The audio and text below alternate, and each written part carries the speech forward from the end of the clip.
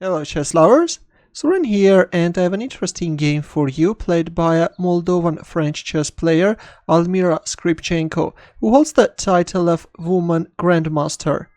Her opponent is Alisa Galliamova, and this game was played in 2001 in Warsaw. Skripchenko had white pieces and she started with e4, c5 by Galliamova, Sicilian defense, knight f3, e6, d3. Looks like that white goes for closed Sicilian for king's Indian attack type positions, but after g6 the d pawn marched forward once again and we see d4. Here is the idea. The thing is that by playing g6, black weakened her dark squares, and now c takes d4 can be met with queen takes d4. If knight f6, then bishop g5, and now black can't play bishop g7 because of this e5 move and black is losing a piece. That's why after bishop g5 black should play bishop e7, which of course not a pleasant choice after weakening the dark squares by playing g6. That's why after d4 we see bishop g7. Now comes d takes c5, queen a5 check, black is going to win back the lost pawn, and now white is developing her bishop with a tempo, queen c7, knight a3, and now this knight is coming to exploit the weaknesses of the dark squares. For example, now if a6, then in that case white can play knight c4, and again there are too many weakened dark squares, there are so many threats, and this is going to be crushing. That's why after knight a3 black responded with bishop takes c3. Looks like that black is managing to win several pawns, but even in this case the position favors only white. Queen takes a3, knight c4. Black managed to get rid of the knight on a3 square, but here comes the second knight, knight c4, which is now both attacking the queen and is eyeballing on d6 square. Queen b4 check, bishop d2, queen c5, bishop e3, queen c7, and here we go knight d6 check, king f8, knight b5. This white knight is simply chasing black queen, queen e5.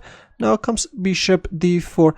White is also allowing black to win this pawn, but actually black's position is hopeless. Queen takes e4, bishop e2, e5. At least black should have played f6, though white can simply castle kingside, and again white has a winning position. But after bishop e2 we see e5. Now comes bishop c5 check, king g7, white castles kingside, knight c6, knight d6, queen h4, knight e8 check.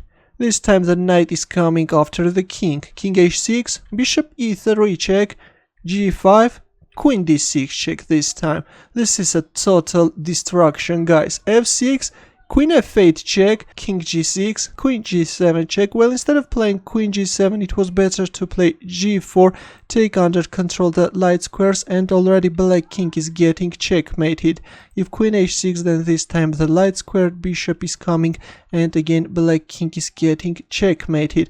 But after king g6 we see queen g7 check, king f5, queen takes h8. Of course there are several ways of mating black king, but Skripchenko is choosing a simple line. She is winning black rook, knight e7, queen g7, d5, knight takes f6, knight takes f6, queen takes e7, bishop e6, rook c1.